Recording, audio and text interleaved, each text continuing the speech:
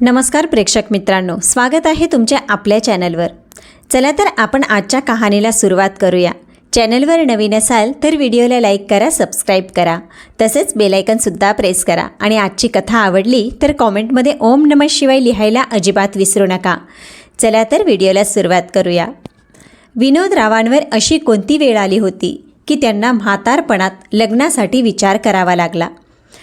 मुलगा म्हणाला, बाबा तुम्हाला खूपच घाई झाली आहे ना म्हातारपणात लग्न करायची, तर सर्व संपत्ती माझ्या नावावर करा आणि खुशाल तुम्ही लग्न करा, पण मी तुमचा सांभाळ करणार नाही। विनोदरावांच्या मुलाने जे उत्तर दिले तेच मुलीने देखील दिले। त्यांना फक्त आपल्या वडिलांची प्रॉपर्टी संपत्ती हवी होती, परंतु वडिलांचे एकटेपण त्यांना जाणवत नव्हते आणि त्याहून जास्त त्यांना वडिलांना सांभाळायचं नव्हतं। म्हणूनच विनोदरावांनी असा निर्णय घेतला की त्यांचं आयुष्य आणि म्हातारपण आनंदाने जाण्यासाठी ते ठामपणे उभे राहिले। म्हातारपणात स्वाभिमानाने आणि अगदी स्वतःची काळजी घेण्यासाठी एका म्हाताऱ्या वडिलांनी घेतला जगावेगळा निर्णय। चला तर आजच्या व्हिडिओमध्ये ऐकूया तीच कथा। बायकोच्या मृत्यूनंतर जेव्हा एका वृद्ध बापाने परदेशात राहणाऱ्या मुलाला स्वतःच्या तब्येतीबद्दल आणि एकटेपणाबद्दल सांगितलं, तेव्हा मुलाने निर्विकारपणे उत्तर दिलं, तुमची सगळी संपत्ती विकून पैसे माझ्या नावावर जमा करा आणि मग इथे या। इथे आल्यावर मी तुमची वृद्धाश्रमात राहण्याची व्यवस्था करतो। हे ऐकून वडिलांच्या पायाखालची जमीनच सरकली। मुलाच्या उत्तराने त्यांच्या अंतःकरणावर जरूर कुऱ्हाड चालवली होती। घोषणा होताच विनोदराव स्टेजकडे वळले। एकेकाळी बँकेत उच्च पदावर अधिकारी असलेले रुबाबदार आवाजामुळे कर्मचारी जिथे धास्तावलेले असत, तोच आवाज आज मात्र कंपवत होता। हाती तलवार असलेल्या माणसालाही काही प्रसंगी मुठी गाळाव्या लागत। पहिल्यांदा कितीतरी वेळा स्टेजवर गेले होते, पण ती स्पर्धेची वेळ होती। आज मात्र स्थिती वेगळी आहे। त्यांच्या चेहऱ्यावर घामाचे थेंब चमकत होते, पाय थरथरत होते। माईक जवळ येताच त्यांनी पहिल्या रांगेत बसलेल्या आपल्या बहिणीकडे म्हणजेच राधाकडे पाहिलं। तिने हलक्या मानेने बोलण्याचा इशारा केला। त्यांनी जबरदस्ती स्वतःला सावरत बोलायला सुरुवात केली। मी विनोद, राहणारा पुणे चिंचवड, वय 55 वर्ष, बँकेतून स्वतःच्या इच्छेने निवृत्ती घेतली आणि पेन्शन 20,000 रुपये। एक मुलगा एक मुलगी, दोघेही विवाहित। मुलगा परदेशात, मुलगी बेंगलोरला। पुण्यात स्वतःचा फ्लॅट आहे। मधुमेहाचा पेशंट आहे। हे बोलून ते संत पावलाने खुर्चीकडे वळले। त्यांना वाटलं आयुष्याची रील उलटी फिरते आहे। लग्नासाठी स्वतःचा परिचय देणं आणि तेही अशा परिस्थितीत किती कठीण असतं। पुरुषाचा परिचय देणं संपलं होतं आणि आता स्त्रियांचा परिचय सुरू झाला होता। एक एक महिला स्टेजवर येत होत्या। त्याच वेळी एक नाव पुकारलं, रवीना पाटील। समोरच्या रांगेतून एक महिला उठली, मात्र क्षणभर खुर्ची पकडून तिथेच उभी राहिली। स्टेजपर्यंत जाण्याचं धाडस होत नव्हतं। शेवटी तिच्याबरोबर आलेल्या एका तरुणीने तिला आधार दिला आणि स्टेजवर आणलं। ती तरुणी माईकजवळ आली आणि म्हणाली, ही माझी मावशी रवीना पाटील, वय वर्ष 50, कोल्हापूरची रहिवासी, नवरा 2 मुलं, एका कार अपघातात गेले। व्यवस्थापकांनी मध्येच विचारलं होतं, त्यांना बोलू द्या, कुठपर्यंत शिक्षण झालंय? रवीना पाटील यांनी संपूर्ण हॉलवर नजर फिरवली। सगळ्यांच्या चेहऱ्यात त्यांच्यावर खेळल्या होत्या। हलक्याशा थरथरणाऱ्या आवाजात त्यांनी उत्तर दिलं, ग्रॅज्युएशन पूर्ण केलं आहे। तुमचा छंद? क्षणभर थांबून त्या म्हणाल्या, संगीत। बोलता बोलता त्या हळूहळू स्थिर होत गेल्या। मग निर्धाराने म्हणाल्या, मित्राच्या रूपात जीवनसाथी हवा आहे, जो माझे दुःख समजून घेईल, साथ देईल। ब्लड प्रेशर वाढतं, थंडीमध्ये श्वास घेण्यास त्रास होतो।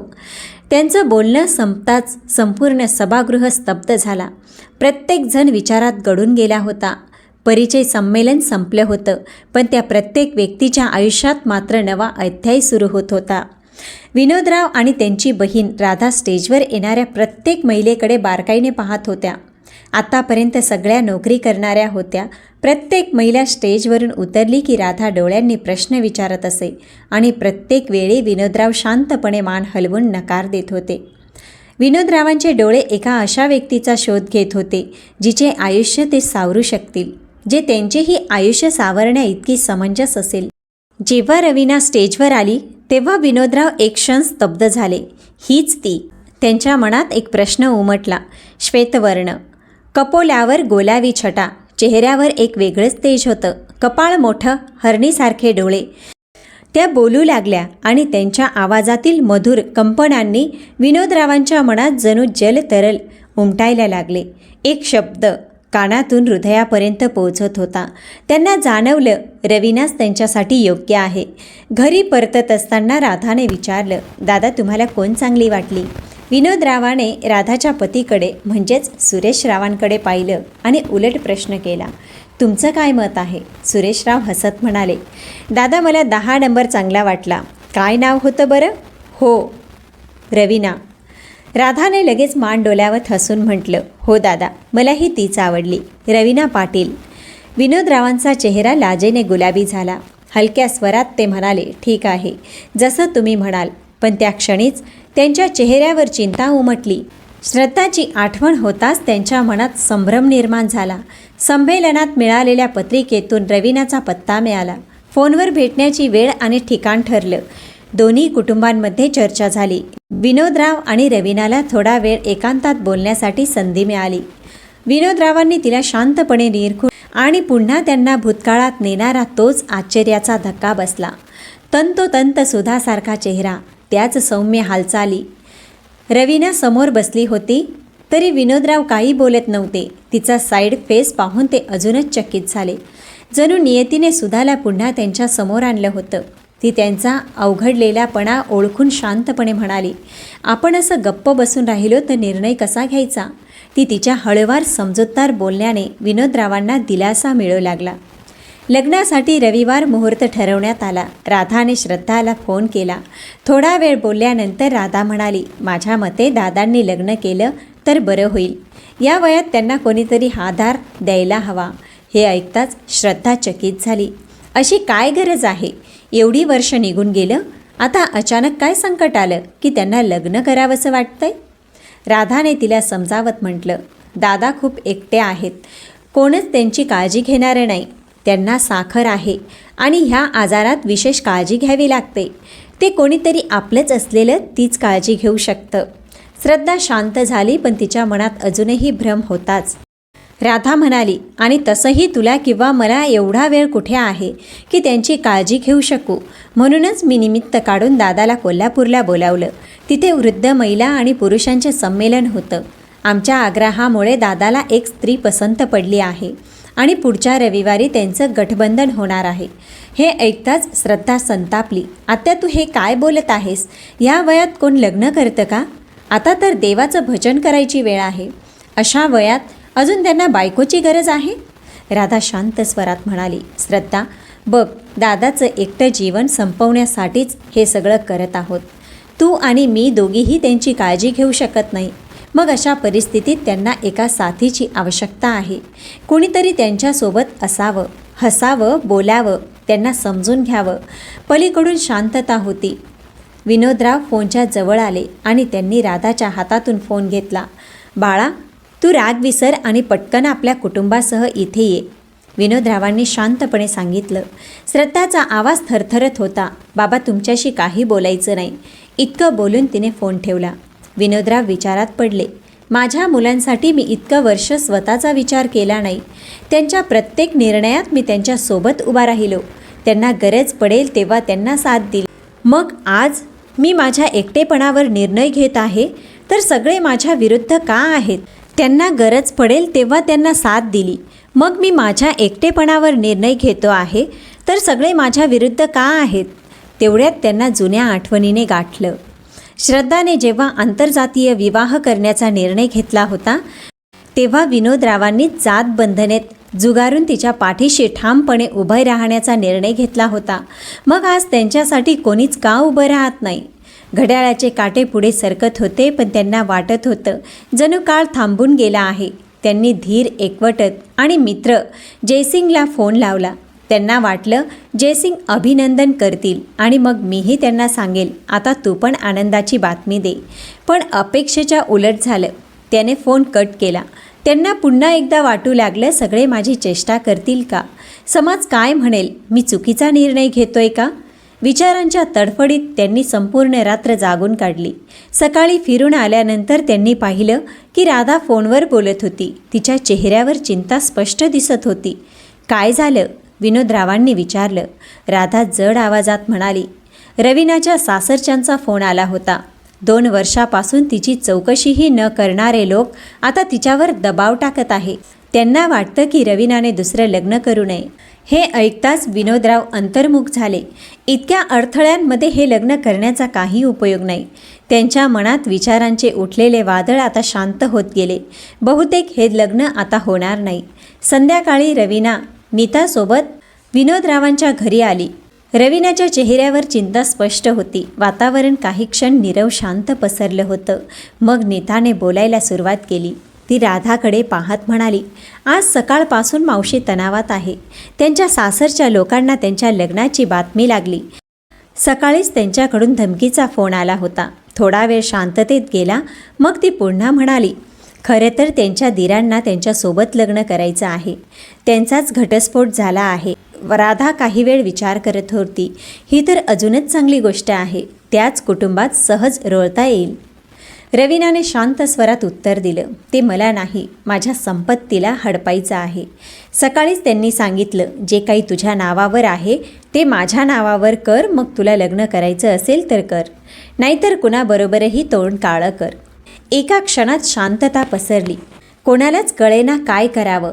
शांत वातावरणात पुन्हा एकदा रवीना बोलू लागली, माझा धीर दारू पितो, दुसऱ्या महिलांशी संबंध ठेवतो, म्हणून माझ्या जाऊबाईंनी त्याला घटस्फोट दिला होता. 2 वर्षापासून कोणीही माझी चौकशी केली नाही. मी कशी आहे, कोणत्या परिस्थितीत आहे याचा विचारही कोणी केला नाही. नवरा आणि मुलीच्या अंतिम संस्कारासाठी लागलेला खर्चही माझ्याकडूनच घेतला. जर माहेरच्या लोकांनी मदत केली नसती तर ती थोडी थांबली आणि म्हणाली, त्या घरात जाऊन माझं दुःख अजून वाढेल आणि लग्न केलं नाही तर त्रास देतील. कदाचित मला मारूनही टाकतील. मग माझी सगळी संपत्ती त्यांनाच मिळेल. विनोदराव रवीनाचं बोलणं शांतपणे ऐकत होते. अचानक रवीनाने त्यांच्याकडे पाहिलं. विनोदराव तिच्याकडे पाहत असल्याचं लक्षात येताच ती थोडीशी संकोचली. तिच्या डोळ्यात त्यांच्याबद्दलच्या भावनांची खोली स्पष्ट दिसत होती. त्यांनीही नकळत तिच्याप्रती आकर्षण वाटू लागलं. बोलण्याच्या ओघात जाणवलं की रवीनाला विनोदरावांशी लग्न करायचं आहे, पण मुलांच्या विरोधामुळे ते काही निर्णय घेऊ शकत नव्हते. म्हणून हा प्रश्न सुटत नव्हता. रात्रीच्या जेवणादरम्यान विनोदराव राधाला म्हणाले, मी उद्या परत जातोय, आता इथे थांबून काही उपयोग नाही. तेव्हा सुरेशराव म्हणाले, तिथे जाऊन तरी काय करणार आहात? तेवढ्यात विनोदरावांच्या मोबाईलची रिंग वाजली. क्षणभरात ते चमकले. राधाने त्यांच्या चेहऱ्यावरचे भाव पाहून विचारलं, कोणाचा फोन आहे दादा? विनोदराव आश्चर्यचकित होत म्हणाले, अरे आज अभयचा फोन आलाय. सगळे स्तब्ध झाले. काहीसे आश्चर्य आणि हर्ष यांचे मिश्रण त्यांच्या चेहऱ्यावर उमटलं. विनोदरावांनी स्पीकर ऑन केला. उत्साहाने फोन उचलला. ते म्हणाले, बाळा कसा आहेस? त्याच्या उत्तराची वाट पाहण्याआधीच तिकडून आवाज आला, बाबा तुम्ही लग्न करत आहात? विनोदराव एकदम दचकले. क्षणभर काय बोलावं हेच कळेना. तुला कोणी सांगितलं अभय? तिकडून संतापाने तो म्हणाला, श्रद्धाचा फोन आला होता. श्रद्धा काय म्हणाली? अभय ओरडून म्हणाला, बाबा तुम्ही लग्न करू नका. या वयात हे तुम्हाला शोभतं का? आम्हा लोकांच्या प्रतिष्ठेचा प्रश्न आहे. पश्चिमी संस्कृतीत राहणारा त्यांचाच मुलगा आज योग्य अयोग्य याचा न्यायनिवाडा करत होता.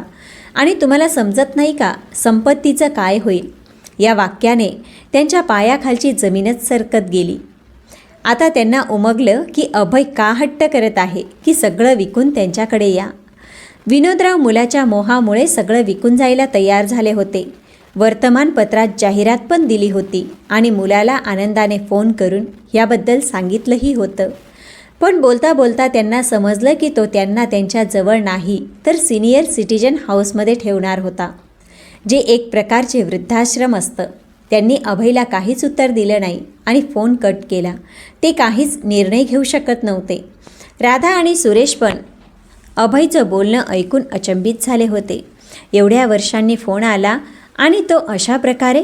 विनोदरावांच्या मनामध्ये वादळ उठलं होतं. त्यांना लक्षात येऊ लागलं होतं की आत्तापर्यंत अभय शांत होता, कारण त्यांची सगळी संपत्ती त्याचीच होती.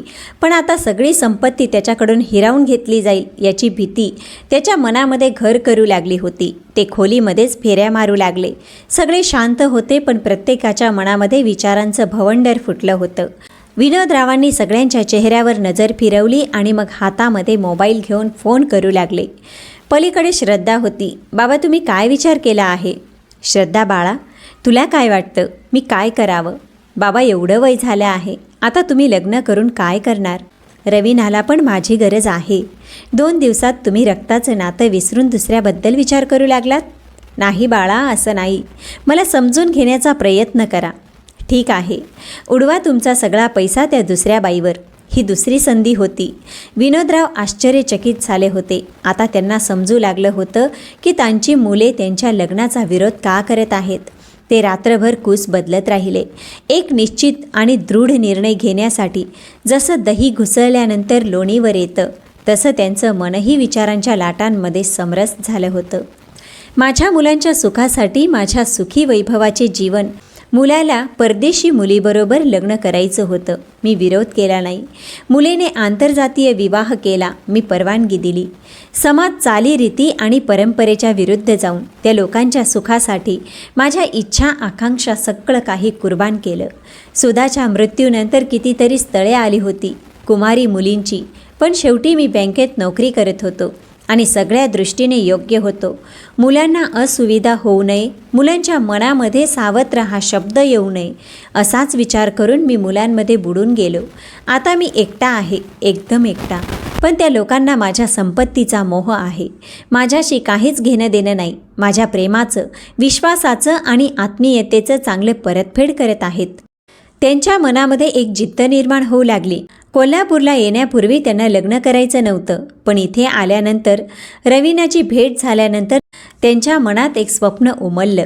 आयुष्यात पुन्हा एकदा तो वसंत ऋतू येताना दिसत होता आणि दुसरीकडे रवीनाच्या कुटुंबातील लोकांना फक्त तिची संपत्ती हवी होती. आता आम्ही कोणाचीही पर्वा करणार नाही, आम्ही नक्कीच लग्न करणार, असा ठाम निर्णय घेताच त्यांचं मन उत्साहाने भरून गेलं. ते सुखद कल्पनामध्ये विचार करू लागले. सुधा आणि रवीना दोघींच्याही चेहऱ्यामध्ये एक सारखेपणा त्यांना दिसू लागला. तीच जाणीव, तीच ओढ, तेच आकर्षण आणि तेच जलतरंग. याच विचारांमध्ये सकाळ झाली. सकाळी फिरायला लोक जाऊ लागले. आज विनोदराव लवकरच अंथरुणावरून उठले होते. नित्यक्रम आवरून राधा आणि सुरेशला बोलावून त्यांनी आपला निर्णय जाहीर केला. मी रवीनालाच माझी जीवनसाथी बनवणार, हा निर्णय त्यांनी घेतला. रवीनाच्या घरच्या दिशेने ते निघाले. रवीना पण त्यांचा निर्णय ऐकून खूप आनंदी झाली होती. तिच्या नव्या जीवनसाथीसोबत भावाने त्यांच्या मुलांचा आणि स्वार्थीपणासाठी त्यांचे मुलं म्हातारपणामध्ये त्यांना एकट्याला सोडून फक्त संपत्ती त्यांना मिळावी यासाठी विचार करत होते. याचा सगळ्यांचा विचार न करता विनोदरावांनी स्वतःसाठी उरलेल्या आयुष्य आनंदाने जगण्यासाठी हा निर्णय घेतला. तर प्रेक्षक मित्रांनो, म्हातारपणात विनोदरावांनी दुसऱ्या लग्नाचा विचार केला आयुष्य सुखकर होण्यासाठी. याबद्दल तुम्हाला काय वाटतं ते कॉमेंट करून नक्की कळवा. आणि कथा आवडली असेल तर व्हिडिओला लाईक आणि चॅनलला सबस्क्राईब अवश्य करा. आणि कॉमेंटमध्ये ओम नमः शिवाय लिहायला मात्र विसरू नका. चला तर भेटूया दुसऱ्या कथेसोबत.